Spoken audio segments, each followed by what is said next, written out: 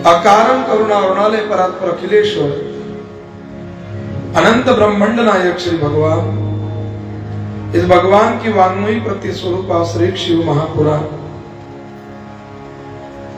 या शिव महापुराणाचं आयोजन सर्व भिंगेवार परिवार, बंधुवत प्रेम करणारे आमच्या वंदनाताई, आमचे सुनील दादा, त्यांचे बंधुराज अनिल दादा, आमचे प्रशांत, सर्व त्यांचा भरलेला परिवार आणि त्या परिवाराने एका सार्वजनिक कार्यक्रमाला लाजवल असं सुंदर आणि शिस्तबद्ध आयोजन सर्वांनी केलं, त्याबद्दल या व्यासगदेवर त्या परिवाराच्या मंगलमय कार्याकरता कामना करतो। भगवान शंकर, आपने शिव जी को सजा दिया, आपका परिवार वो सजा देगा। सुंदर प्रेम है।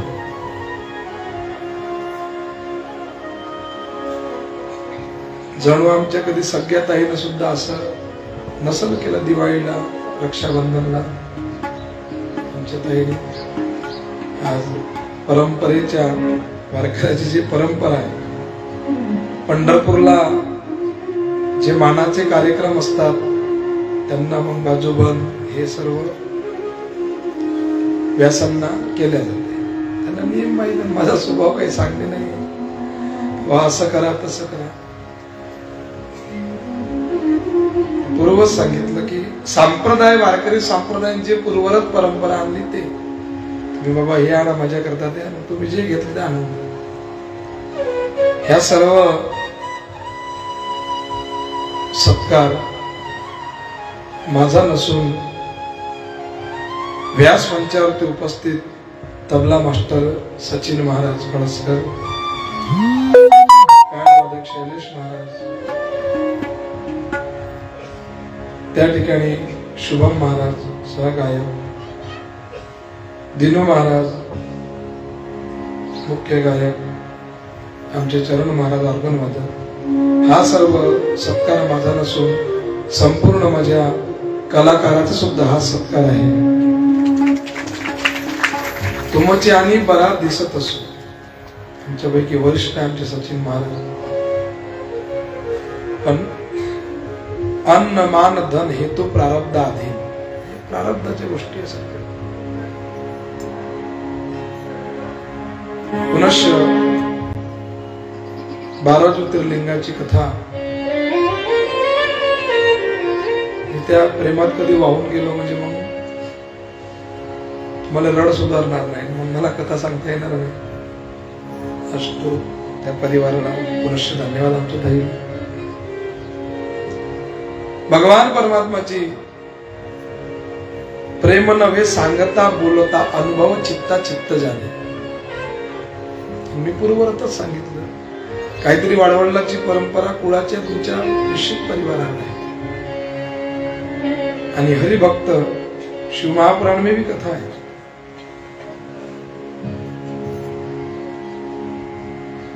वैष्णवाच्या गजी मज उपजवा निरंतरी, कोणाच्या हाताने कार्य होत नहीं।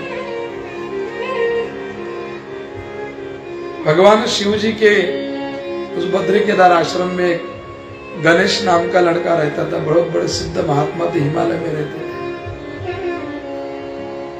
पूर्व जाऊन आठवलं, बघा हे सर्व आपण करतो, पूर्वज किती आनंद होता। वो कुटिया बना के, हिमकुटी उसे बोलते थे, कुटिया बना के रहते थे वहां।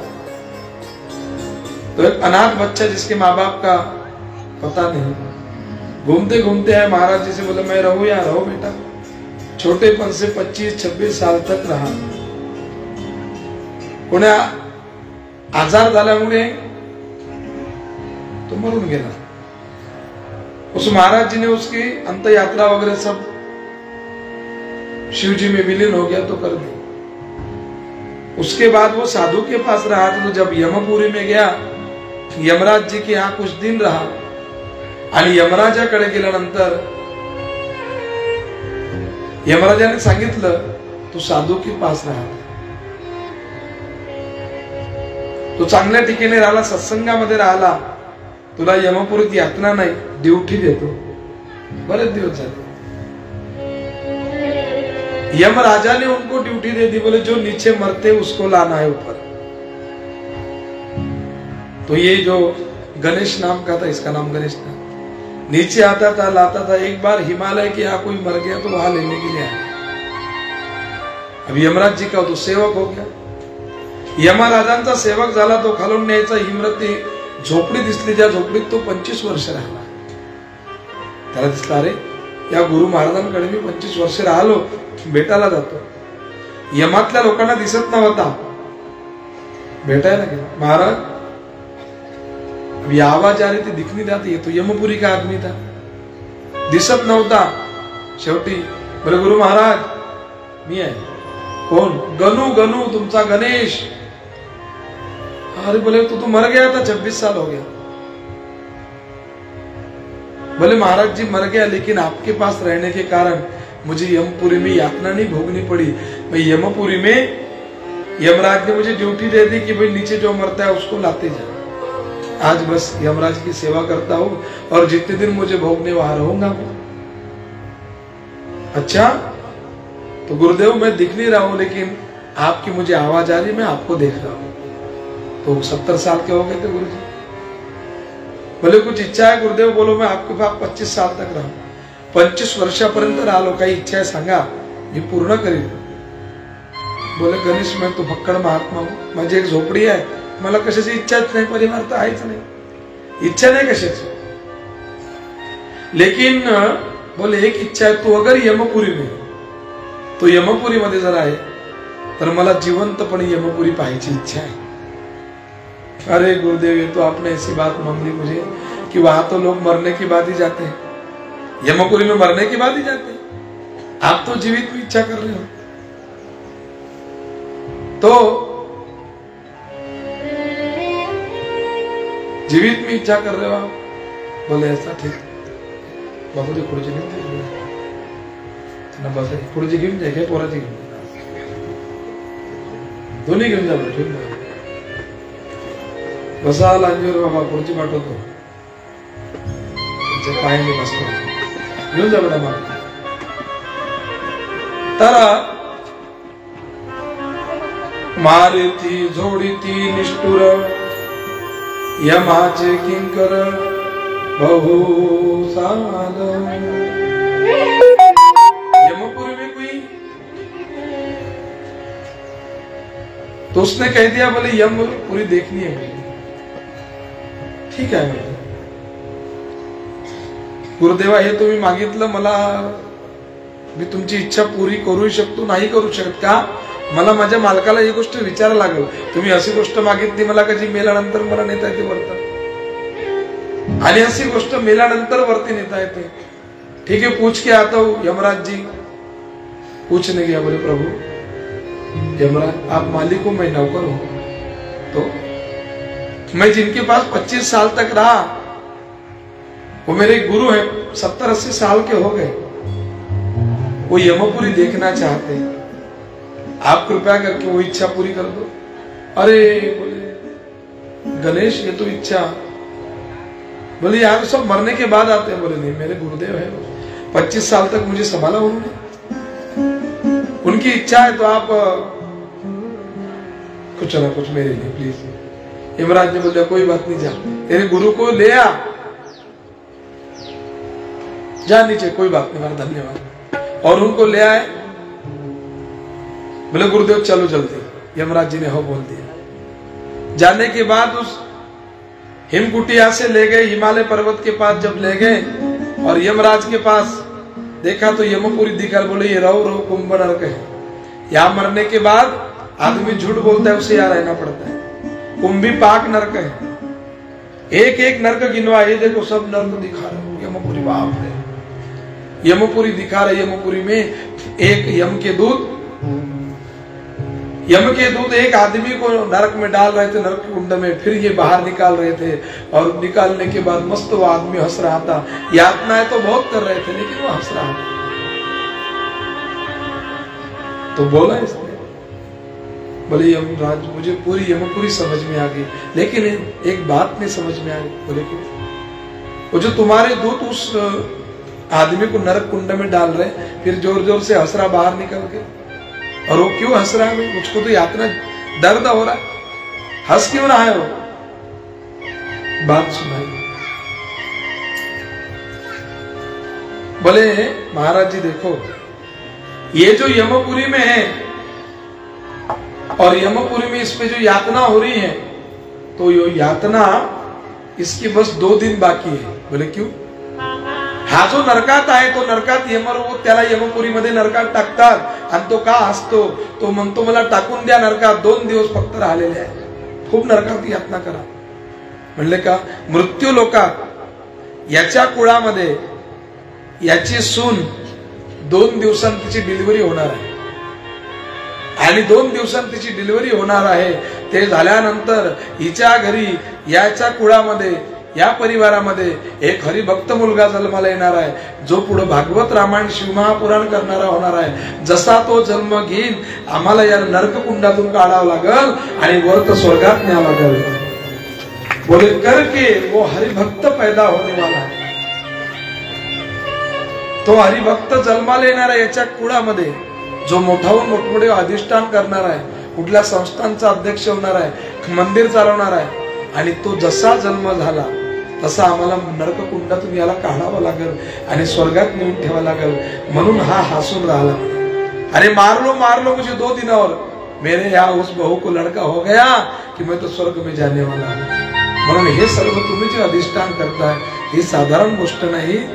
तयाचा हरिक वाटे देवा, हे जे तुम्ही तुमचे आई वडील केले असेल, आज ते वरतून बघत असेल, देवा काय आमची परिस्थिती होती, काय माझा मुलगा सून आज संपूर्ण आमच्या निमित्त शिवमहापुराण स्वतः घरी करून आले. महाराज हे मी सांगत नाही, साक्षात प्रमाण आहे. गीता भागवत करीती श्रवण,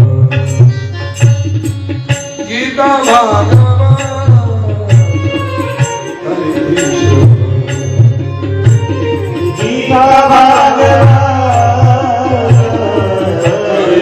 श्रवण, गीता भागवत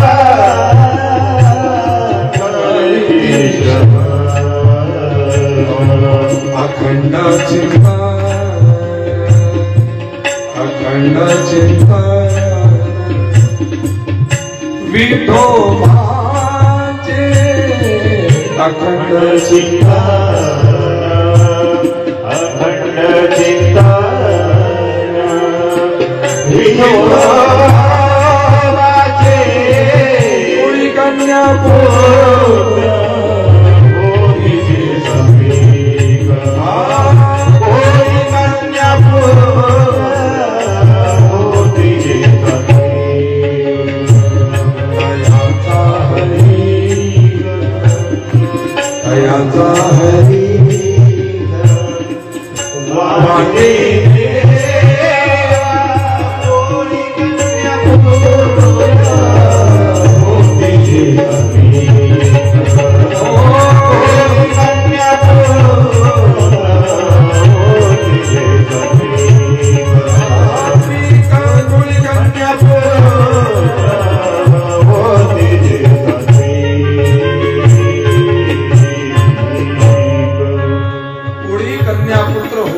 सात्विक तयाचा हरिक वाटे.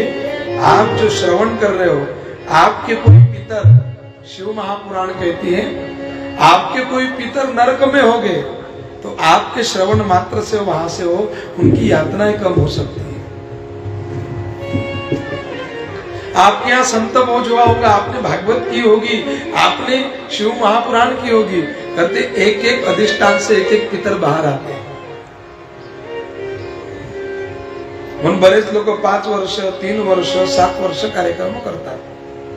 एक एक पितर तरते त्याच्यामध्ये. पुत्रो तारयती इति पुत्र. फक्त एवढंच आहे बाबा, ते जरी या घरातून गेले असेल पण सूक्ष्म रूपाने विराजमान आहे.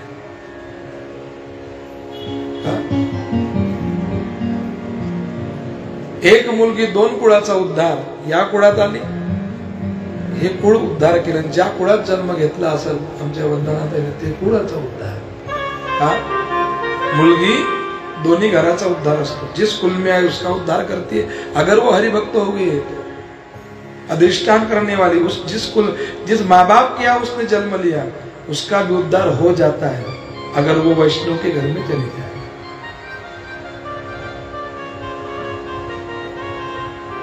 तो शिव महापुराण में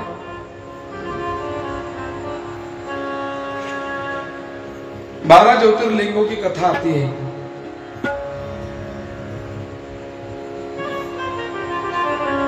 श्री नंदिकेश्वरोवाच सौराष्ट्रे सोमनाथं च श्रीशैल्य मल्लिकार्जुनम्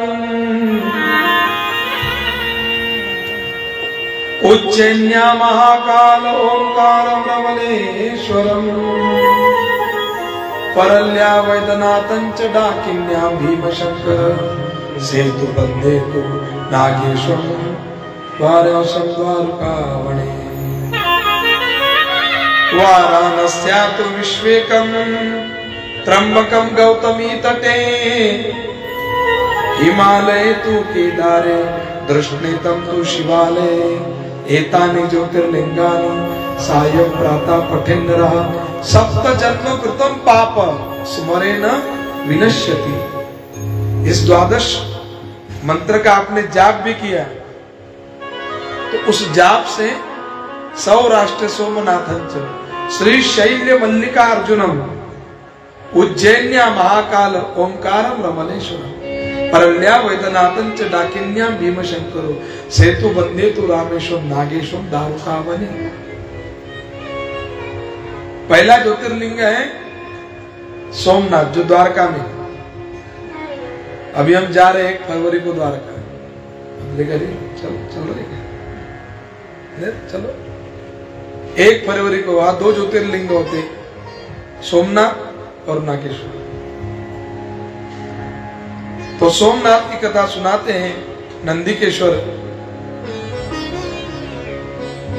सुत जी महाराज को. ज्योतिषा चैव लिंगानां महात्मनं जनीयथा संपेक्षो ततो यथा बुद्धिर सद्गुणोश्यम मया श्रुतम्.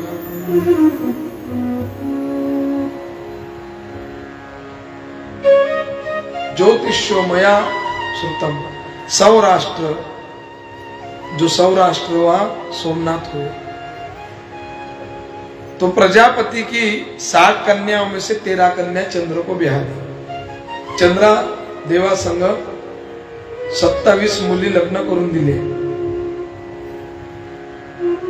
ते 27 नक्षत्र झाले. ते 27 नक्षत्र झाले. तो विवाह कर दिया तो चंद्र का रोहिणी के प्रति ज्यादा वात्सल्य, ज्यादा प्रेम था.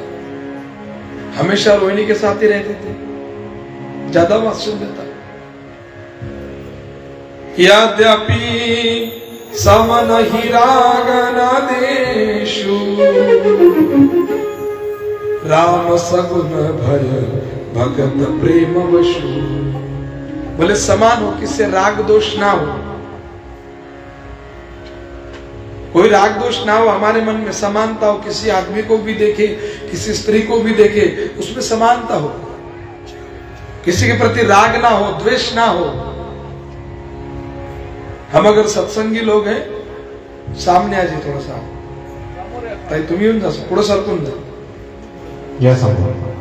सर्व चिखलेल्या मधील मंडळी इकडे येऊन आहे. ओळखलं मी सर, सभी उधर से आ रहे हैं. उनको धीरे धीरे पता लग गई बात रही. आ जाइए सर, तुम्ही पुढे येऊन जा. तो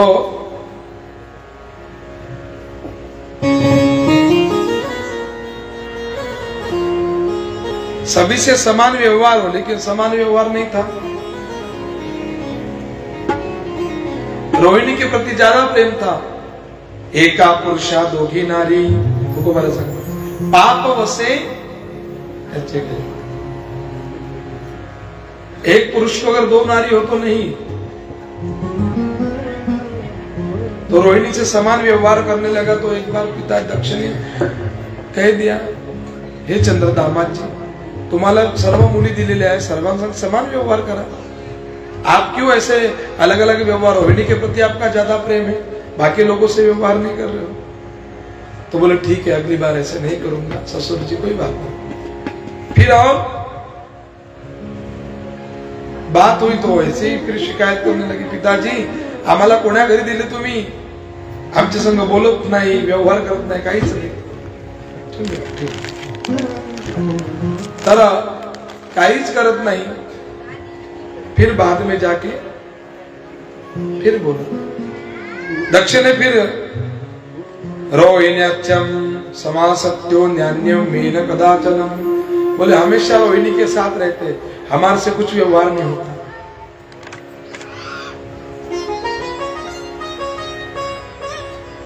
तो दक्ष को फिर रहा नहीं गया, दक्ष आया, पहले तो क्रोधी है दक्ष, ज्यादा क्रोध आहे चंद्र के, हे दामा अगोदरच सांगितलं तुम्हाला सर्वांसोबत समान व्यवहार करायचा, लेकिन आप फिर भी समझ नहीं रहे हो। जाओ शाप देता हूं, तुझे क्षय रोग हो जाएगा। तो चंद्र को क्षय रोग हो गया, टीबी हो गया। क्षय रोग झाल्यामुळे चंद्र त्रासू लागला, काय करावं काय करावं। नारद जी से पूछा, नारद जी ने बताया, बोले आपका शाप वापस नहीं हो सकता, लेकिन एक बात हो सकती है, अगर आपने शिव जी की आराधना की तो कुछ हो सकता है। जो तप करे कुमारी तुम्हारी, भाग्य मिटहु सके त्रिपुरारी। अगर तप करते तो भाग्य मिटे हो सके त्रिपुरारी, आपका भाग्य मिट सकता है, भाग्य की रेखाएं कम कर सकते हो सकती है। कहते हैं लोग जिंदगी किस्मत की बात है, कहते हैं लोग जिंदगी किस्मत की बात है, मगर किस्मत बनाना भी मेरे भोले के हाथ है। किस्मत बनाना भी भोले के हाथ है साहब। किस्मत में तो जो है सो होगा।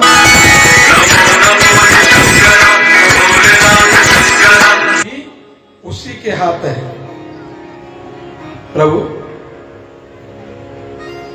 वो बना सकता है किस्मत। तो वहां समुद्र था, पूरे समुद्र के पास रेती का कुंभ था, एक बहुत बड़ा रेती में गड्ढा करते, रेतीमध्ये खूप मोठा गड्ढा केला आणि दोघी तपश्चर्येला बसले, रोहिणी आणि चंद्र दोघी तपश्चर्या पती पत्नी। देवा तिथल्या गड्ड्यातलं पाणी काढू लागले आणि भगवान शंकरावर टाकू लागले। हरी हरी मंत्र हा शिवाचा, म्हणतीचे वाचा तया मोक्ष। हरी हरी मंत्र शिवाचा, मंत्र तो भगवान शंकराचा। इतना जप किए कि रात दिन रेती की पिंडी बनाते थे आणि परत पाणी टाकायचं, परत विसर्जन, परत पाणी टाकायचं, विसर्जन, असं करता करता 1000 वर्ष हो गए। शिवजी 1000 वर्ष के बाद साक्षात मेरे भोले बाबा पार्वती के साथ प्रसन्न प्रकट हो गए। बोलो शंकर भगवान की, पार्वती के साथ प्रकट हो गए। और जैसे प्रकट हुए तो बोले, हे चंद्र क्या चाहिए, किस लिए इतनी कठोर तप कर रहे हो, काय पाहिजे तुम्हाला? चंद्र म्हणे, देवा मला शाप लागला, मला क्षय रोग झालेला आहे, या क्षय रोग माझा जावा, याच्याकरता काय करावं? सांगितलं। बोले मैं दक्ष का शाप है, मिटा तो नहीं सकता, लेकिन उसमें बदल हो सकता है। आपल्या कर्माच्या रेखा मिटणार नाही। एका जनार्दने भोग प्रारब्धाचा हरी कृपे त्याचा नाश झाला, पण माझी कृपा, शंकराची कृपा झाली, काहीतरी कमी जास्त होईल। काय होईल सांगा? मी सांगतो। श्री शिववाच, शिवजी, पक्षे चक्षीयताम चंद्रम कलाते च दिने दिने, पुनश्चम वर्धताम पक्षे स्वाकला निरंतरम। बोले हर दिन तो 15 दिन में धीरे धीरे क्षय रोग शांत होगा और 15 दिन धीरे धीरे बढ़ेगा। इसी की तिथियां 2 हो गई इस कलयुग में, अमावस्या और पूर्णिमा। पूर्णिमा को पूरा दिखेगा, शांत हो जाएगा चंद्र, अमावस्या को और धीरे धीरे कम, क्षयरोग तेरा कम होगा, अंगाचा दाह कम होईल तुझा. त्यालाच आपण मराठी भाषेमध्ये अंधाराने उजेड म्हणतो. जिसमें लोग कार्य करेंगे सगुन होगा. पक्षेच कला, एक एक कला बढ़ती जाएगी, एक एक कला कम होती जाएगी. दिने दिने बोले शांत रहता है, ठीक है महाराज. बोले कुछ तो नहीं कर सकता लेकिन मेरे लिए आए हो, यही रुक जाओ तो ठीक है. तू कह रहा है तो यही रुक जाता हूं. भगवान शिव जी, चंद्र का एक नाम है सोम. संस्कृत में सोम को चंद्र, सोमवार बनतो ना आपण. सोम को एक नाम है चंद्र, इससे वार का एक नाम सोमवार कहा जाएगा. और प्रारंभ सोमवार से है वार का. आठवड्याचा प्रारंभ सोमवार पासून आहे. सोमवार, मंगळवार, पुढचं बुधवार, गुरुवार, शुक्रवार, शनिवार, रविवार, परत सोमवार. म्हणून सुट्टी मधात आठवड्याचा प्रारंभ. तो सोम के नाम से आप बोले प्रभु मैं सोमचंद्र मेरे नाम से आए हो और आदिनाथ तो आप पूरे जगत के हो, इसलिए सोम प्लस नाथ. बोलो सोमनाथ भगवान की जय. ये सोमनाथ ज्योतिर्लिंग हुआ भारत में, सौराष्ट्र में, गुजरात के पास पहला ज्योतिर्लिंग सोमनाथ हुआ. आज भी उस सोमनाथ में दर्शन लेके उस पे जल चढ़ता है. 500 रुपए की रसीद होती है, वहां से लेना, जल डालना, वो मशीन द्वारा पिंडी पे जाके गिरता है. सोमकूप है, उसमें नहाने से, वहां के समुद्र के पीछे से जो समुद्र बह रहा, वहां नहाने से रोग सब चले जाते शरीर के. उसे सोमकूप कहा. ऐसा पहला ज्योतिर्लिंग हुआ सोमनाथ. ओम मंगलम ओंकार मंगलम, ओम मंगलम ओंकार मंगलम. आप हो अखंड मंडलकार मंगलम, ओंकार मंगलम. ओम मंगलम